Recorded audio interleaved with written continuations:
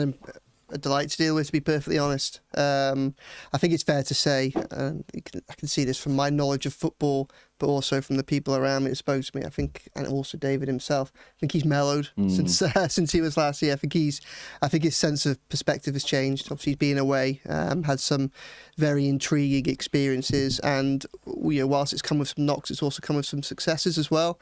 So I think that, one of the things he said when he came here was he still felt he had something to prove.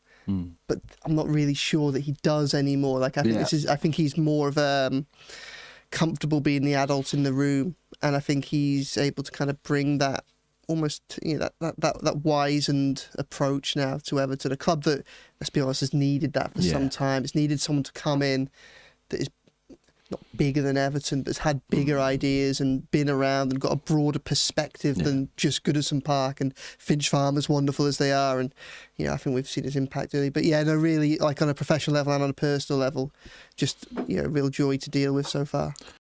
He's got control over everything that's going on, where Sean Dyche as a manager always felt like he was swimming against the tide, and it was like about getting that next win, and then the next win after that, or whatever it is. Where David Moyes, it's very, very quickly, and obviously results have helped this. It's the big picture he's looking at, and changing Everton for the better to go forward. Yeah, absolutely. And I think that one of the things that Sean Dyche would often talk about when he was Everton manager was that needing that bigger perspective.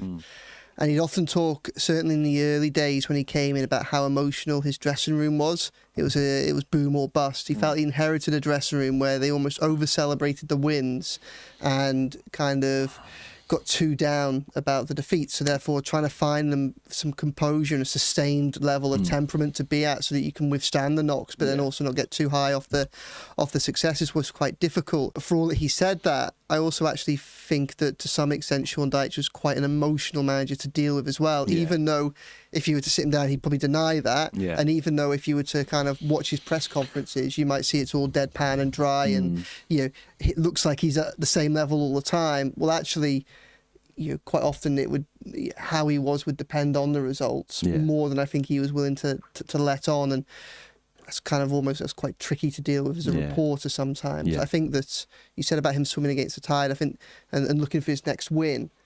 I think with Sean that perhaps sometimes that search for the next win, because it wasn't always easy to achieve on the pitch, perhaps kind of almost permeated into off the pitch matters, things like press conferences and things like that. He was always looking for his next win. And sometimes that was, is it going to be over the reporters who are about to ask me questions? Or is it going to be against something in the boardroom? Or is it going to be something in the dressing room? Is it